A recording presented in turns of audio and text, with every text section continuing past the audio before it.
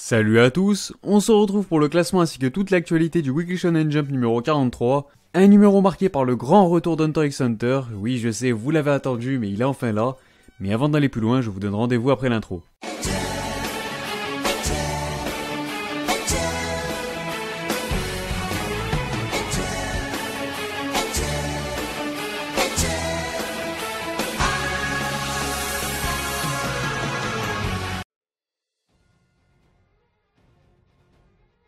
Bon bah comme d'hab, on commence avec la partie hors classement. Et c'est donc l'incontournable Jujutsu Kaisen qui profite de la couverture ainsi que des premières pages couleurs du magazine. De quoi récompenser comme il se doit son étonnante popularité croissante, et croyez-moi il n'y a plus de doute, mais vraiment aucun doute, le Jump tient sa nouvelle pépite. Vous l'avez attendu, Hunter x Hunter est enfin de retour de pause avec une petite page couleur à la clé. Les nouveautés Shishunki Renaissance David Kun et Jimotoga Japan en profitent également. Ce dernier a même droit à quelques pages supplémentaires, tout comme Boruto qui est de la partie avec son chapitre mensuel. Et côté absent, World Trigger est désormais seul dans sa catégorie. On passe maintenant au classement qui est composé de 14 mangas, soit un de moins que la semaine passée, mais cela n'empêche pas pour autant Tanaka Seiji de conserver son bonnet d'âne. Il est toujours devancé par Alice Toteyo qui se maintient également à l'avant-dernière place du classement. La mauvaise surprise de la semaine nous vient de We Never Learn, qui recule de 3 rangs et vient par la même occasion compléter le trio de fin, un trio de fin qu'il n'avait encore jamais connu en 2018. Une prestation toujours aussi décevante pour Food Wars, même s'il y a du mieux avec sa remontée de 2 échelons qui lui permet de figurer à la 11e position.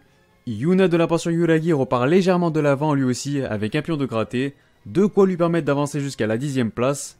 9e rang pour Black Clover qui n'est décidément pas en grande forme ces derniers temps, il cède au passage pas moins de 4 positions. Un peu d'air frais pour Eikyu qui s'empare de la 8e place après en avoir remonté 2. Devant lui on peut constater que My Hero Academia dégraisse Daiota. Il doit donc se contenter du milieu du tableau avec sa 7ème position. La belle prestation de la semaine est à mettre au mérite d'Inomaru Sumo qui remonte de 6 étages afin de s'emparer d'une satisfaisante 6ème place et aussi de lui permettre surtout de regagner le haut du tableau.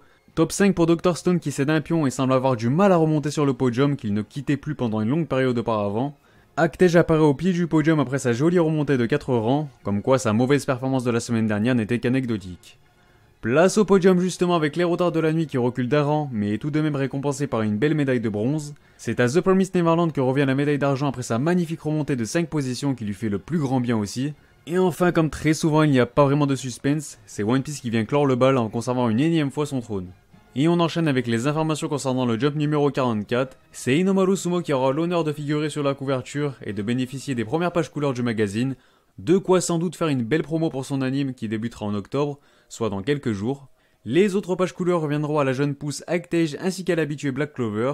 A noter qu'il y aura aussi la présence du one-shot Miss no Kaiboroku de Yuto Saezu. Sur ce, place à la rubrique actualité. On va commencer par préciser qu'Actej aura droit à une autre page couleur dans le numéro 45, donc une dans le numéro 44 puis une autre dans le 45. Cela nous montre à quel point ce manga a le soutien des éditeurs mine de rien. Le studio Pierrot nous offre un visuel de la 2ème saison de Black Clover. J'en profite aussi pour vous partager des informations sur l'anime de My Hero Academia. En effet, on a appris que Togata Mirio sera doublé par Tarusuke Shingaki, la voix de Eiichiro Kite dans Prince of Tennis. Tamaki Amajiki sera interprété par Yuuto Uemura, notamment connu pour avoir prêté sa voix à Atsushi de Bungo Stray Dogs.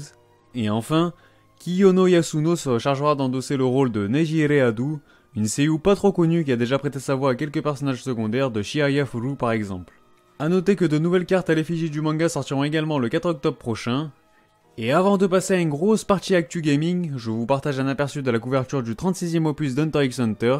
Ce dernier est prévu pour le 4 octobre prochain également au Japon.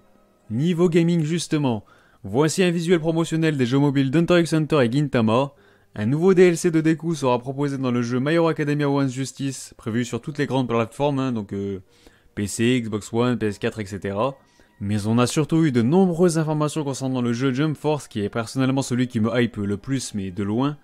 Premièrement, sachez que les précommandes de l'édition collector sont déjà ouvertes chez Micromania, la Fnac, entre autres. Cette édition comportera notamment une magnifique figurine alors que le jeu est prévu pour février 2019. Bandai Namco proposera également une bêta fermée entre le 12 et le 14 octobre prochain. Les codes seront exclusivement envoyés aux membres du club Epic en quantité limitée. Mais bien sûr, ce qui nous intéresse le plus, ce reste les personnages jouables, on va pas se mentir. Figurez-vous que Killua et Kurapika du manga Hunter x Hunter seront bel et bien au rendez-vous, bien accompagnés de Yusuke Urameshi et Toguro de Yu Yu Hakusho. Je vous rappelle aussi que Yugi de Yu-Gi-Oh sera également jouable, il utilisera ses cartes pour invoquer des créatures que l'on pourra contrôler aussi. Autre annonce importante, le mois d'histoire opposera des héros et des antagonistes issus de différents mangas, sans oublier que 4 nouveaux personnages créés par Akira Toriyama ont également été annoncés. D'ailleurs, n'hésitez pas à me faire part des personnages et mangas que vous attendez dans le jeu. Pour ma part, j'attends du Kenshin, du Jojo, du Hokuto no Ken par exemple. Une chose est sûre, ça promet, en espérant que le gameplay sera lui aussi à la hauteur. Concernant la rubrique Kingdom, je vous informe ou vous rappelle tout simplement que ma vidéo Kingdom est enfin disponible. Si vous l'avez loupé, elle sera en description et en fin de vidéo. Enfin, pour conclure, on passe au top Oricon. Il s'agit des ventes de la semaine du 10 au 16 septembre 2018 au Japon. Et on entame ce top avec le second opus de Jujutsu Kaisen qui apparaît à la 44e position après en avoir cédé 23. Il a tout de même pu ajouter plus de 17 000 unités à son compteur qui totalise désormais quasiment 70 000 exemplaires vendus en l'espace de 2 semaines. J'insiste sur le fait que l'on parle seulement de son second opus, les chiffres sont vraiment très prometteurs pour la suite.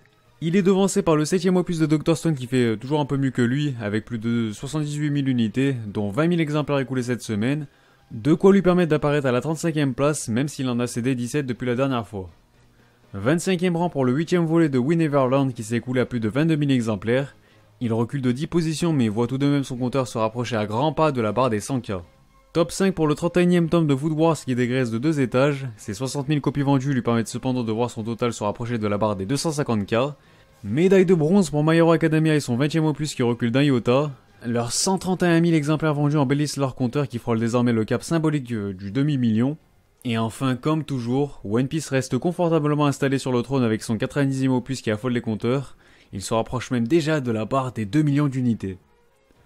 Je vous rappelle que vous pouvez retrouver systématiquement le top Oricon complet ainsi que toutes les sources de mes informations sur le site Okashi et dans la description.